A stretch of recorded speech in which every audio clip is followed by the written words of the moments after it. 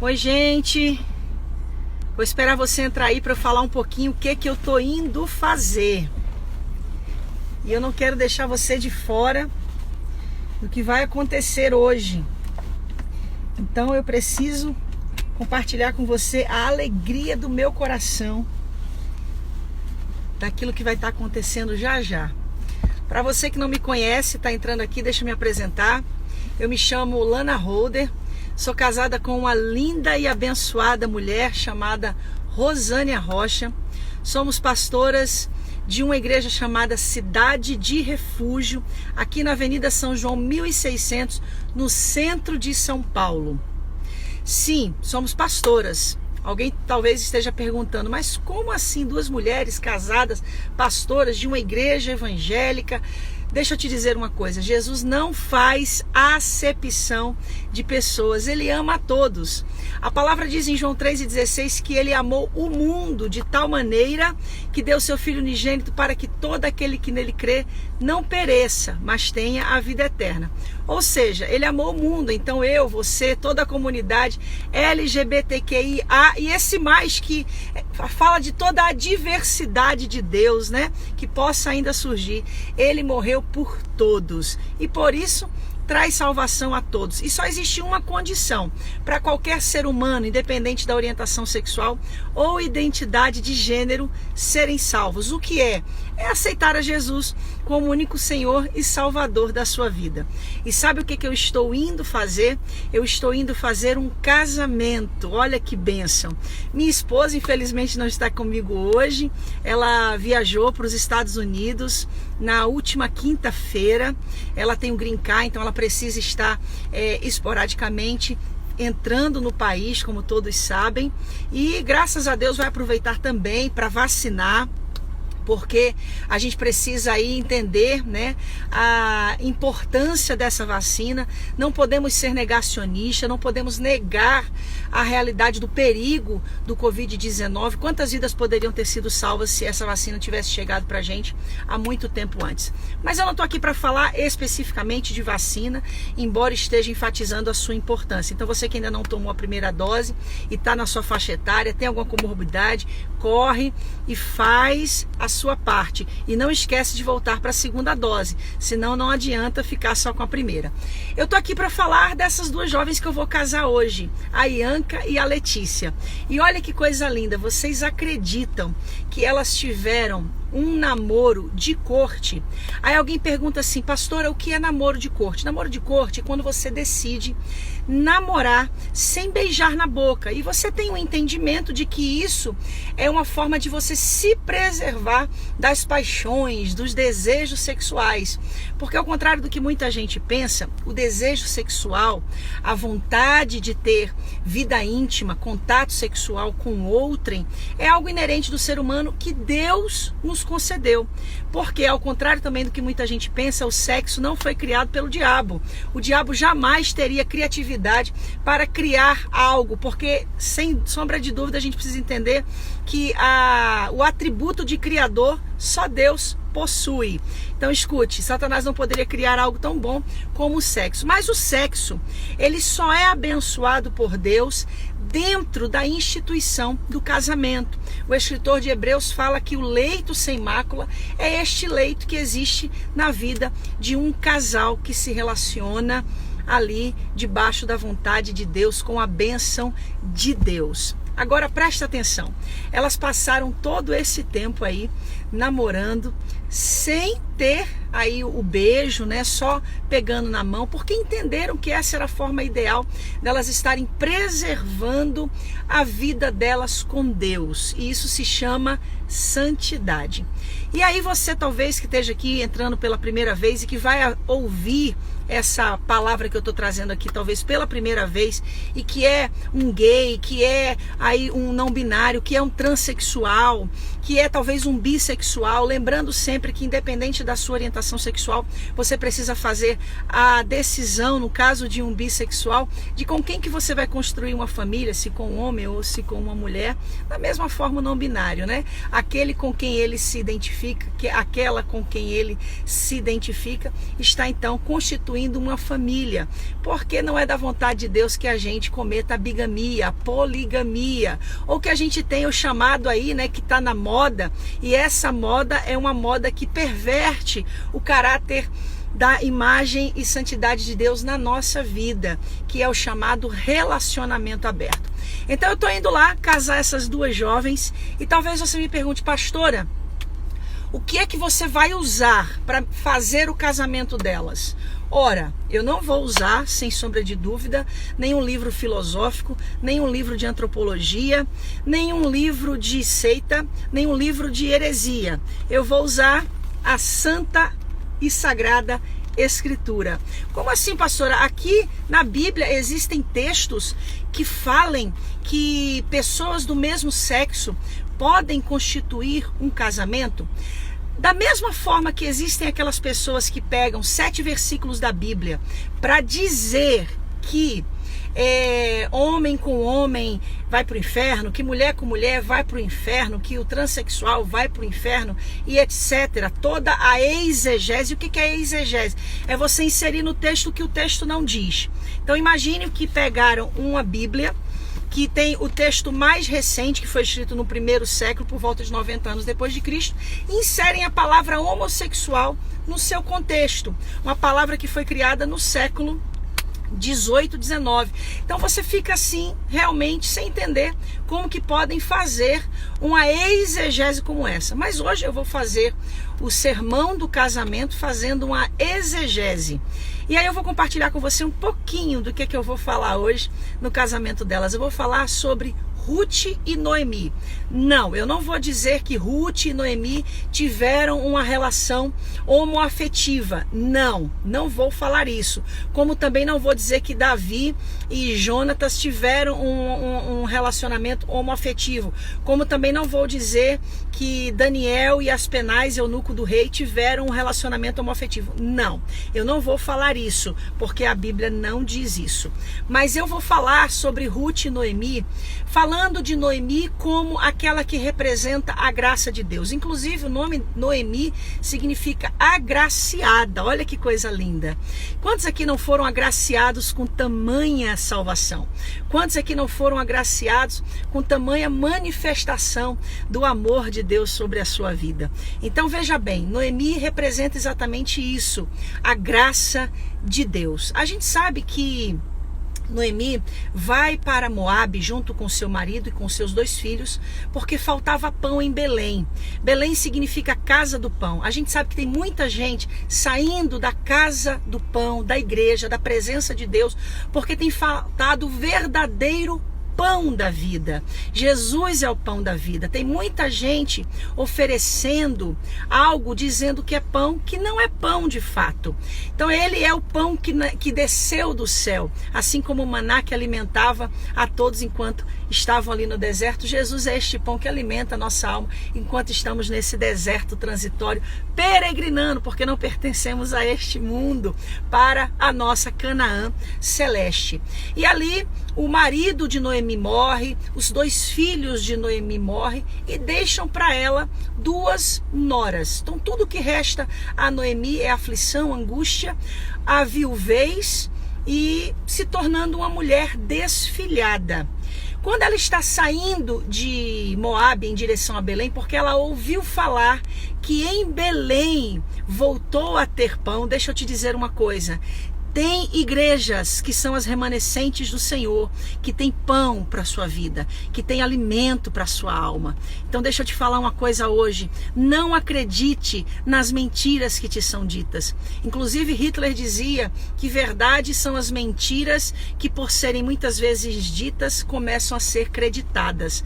Então você ouviu durante a vida inteira dizer que porque você é gay você não vai para o céu, que porque você é lésbica você não vai para o céu, que porque você não conseguiu ser curado, ser liberto, porque disseram que a sua sexualidade é doença, disseram que a sua sexualidade é demônio. Então, por causa disso, você se afastou dos caminhos do Senhor, abriu mão de Jesus. Deixa eu te dizer uma coisa, essas pessoas, esses pregadores não representam a Cristo, não representam as verdades de Deus. Então eu estou aqui hoje para te dizer que Noemi ouviu falar que havia voltado a ter pão em Belém, a igrejas onde Jesus é pregado como o evangelho deve ser, de uma forma simples e pura, sem a mistura de todas essas compreensões distorcidas do que de fato é a palavra de Deus. Então, para eu concluir, porque eu preciso fazer um casamento, o que a Bíblia me diz? A Bíblia me diz que quando Noemi estava saindo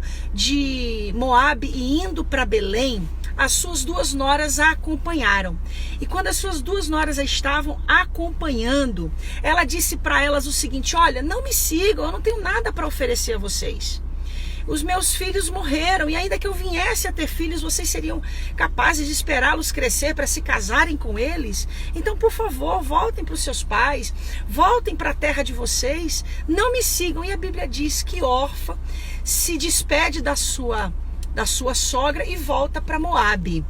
E veja bem, Ruth se apega a Noemi e diz: não me instes para que te deixe.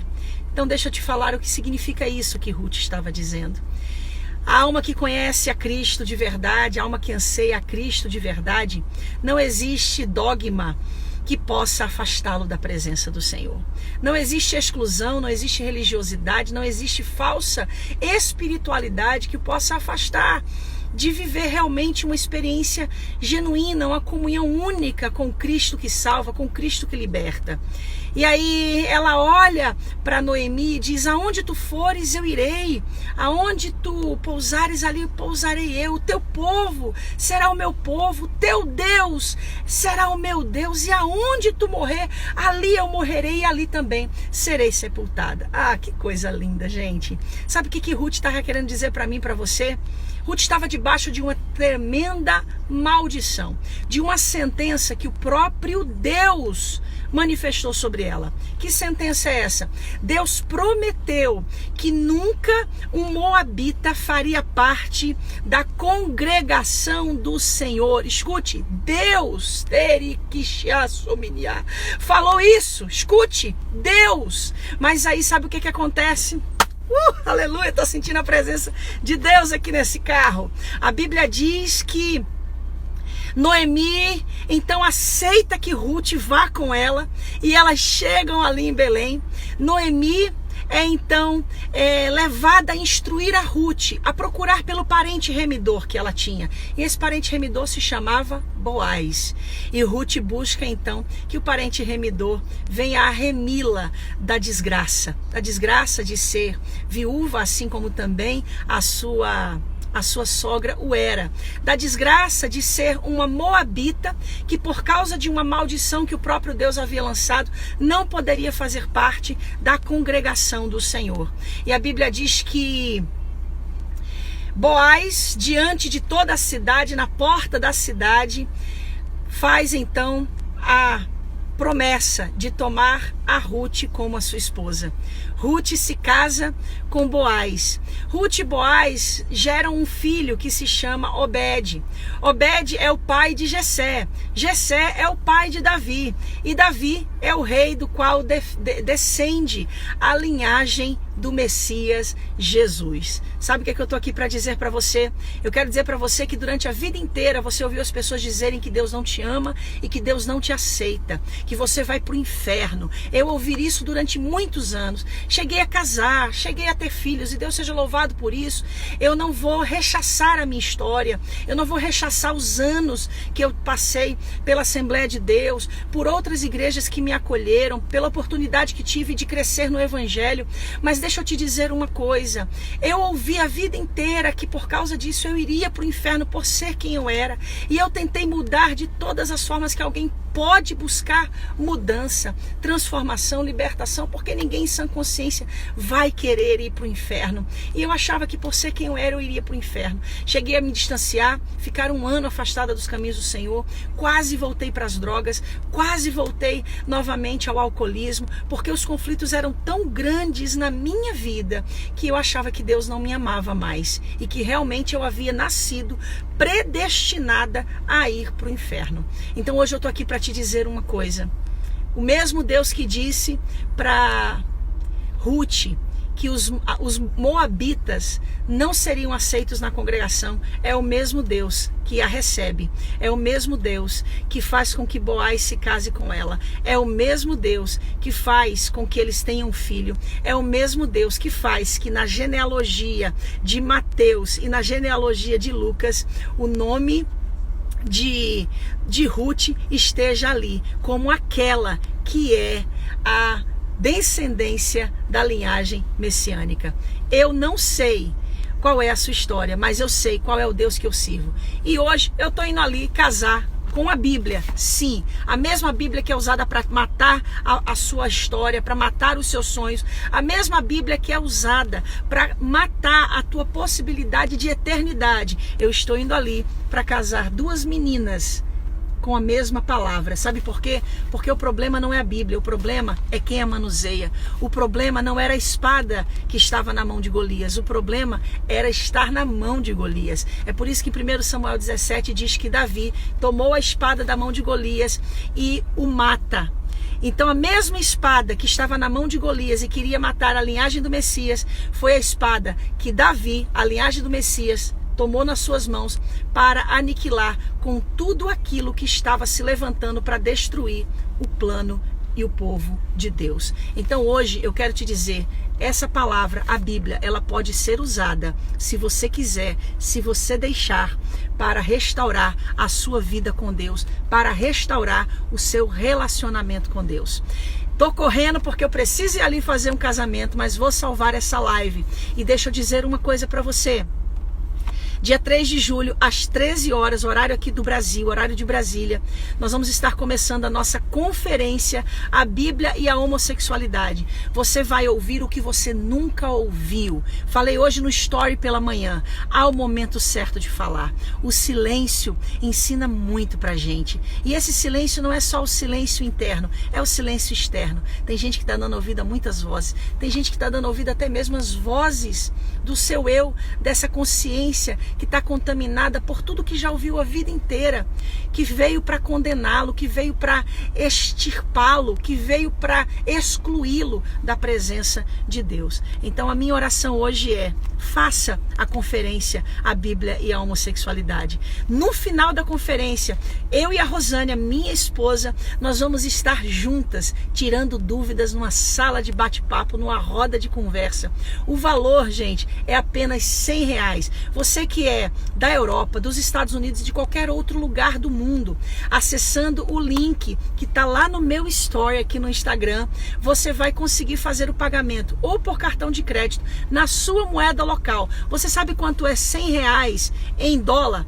É uns $20. Você sabe quanto é R$100 em euro? Uns 16 euros. Você sabe quanto é R$100 em libra? Não vou nem dizer porque é uma vergonha, né? Muito pouquinho, né, gente? Então você que quer fazer a conferência Bíblia e Homossexualidade, não perde essa oportunidade. Eu vou ter a oportunidade de compartilhar com você. Não é aquilo que eu aprendi por estudar, é aquilo que eu aprendi por viver na prática. Porque chega de estar querendo alimentar pessoas com dogmas que só tem deixado essa geração ainda mais escrava do pecado, escrava de sofismas, escravas de filosofia. Chegou a hora de oferecer a esta geração Cristo, porque é dele que a alma se alimenta. É por isso que ele diz que é o pão da vida. É por isso que ele diz que ele é a água da vida. Essa conferência vai ser 100% online, 100% online. Escuta, você não pode perder. Por que a gente está fazendo isso? Para ninguém ficar de fora. Vai ser global. A gente quer alcançar todo mundo ao redor aí do planeta Terra. Todos que precisam ouvir essa palavra. Então é isso. Um cheiro no seu coração. Seja bem-vindo à graça de Deus. Se agarre a Noemi. Se agarre à graça de Deus. Ainda que você seja uma Ruth, uma moabita que foi amaldiçoada pelo próprio Deus a não poder entrar na congregação dos santos. Ei, há um lugar para você. Você que é da comunidade LGBTQIA e mais. Há um lugar para você. vem para Cristo. E se precisar e quiser congregar, há uma cidade refúgio próxima à sua casa. Cidade refúgio Lisboa, Espanha, Fortaleza, Natal, João Pessoa, Recife, Brasília, Três Lagoas, Araçatuba, São José do Rio Preto, Ribeirão Preto, Campinas, Praia Grande, Itapecerica da Serra, São Paulo capital, Londrina, Maringá, vamos lá, deixa eu ver se eu me lembro, Belo Horizonte, Rio de Janeiro, Vitória. Há uma cidade de refúgio perto de você. E você que não tem uma cidade de refúgio aí perto, acessa o nosso site, entra lá, cidadederefugio.com.br e faz o seu cadastro no Sou CR Online. Você vai ter uma equipe de pastores, de conselheiros, de consolidadores que vão te ajudar. Essa igreja, pela misericórdia infinita de Deus, veio para ser muito mais do que só mais uma igreja, porque Deus não olha para números, Deus olha para a qualidade, a excelência da visão, da missão e dos valores. E isso Deus tem inserido no caráter desta igreja. Te amo em Cristo Jesus, mesmo sem te conhecer. E junto com a pastora Rosane, com toda essa igreja, temos pago um preço pela sua vida. Sim, há um momento de se calar, mas há um momento de gritar. E Josué disse, na 13ª volta, gritem ao ouvir o som da trombeta. A trombeta está prestes a soar, o noivo está voltando e nós precisamos fazer a última colheita antes do arrebatamento. Então vamos gritar com grande grito, sim, Jesus ama a todos os homossexuais, a todos os transexuais, a todos os binários, não binários, pansexuais, bissexuais, a todos os heterossexuais. Jesus ama a todos. E sabe o que vai acontecer? A muralha vai cair como caiu a muralha de Jericó. Um cheiro, vou ali casar a Ianca e a Letícia. Deus abençoe vocês.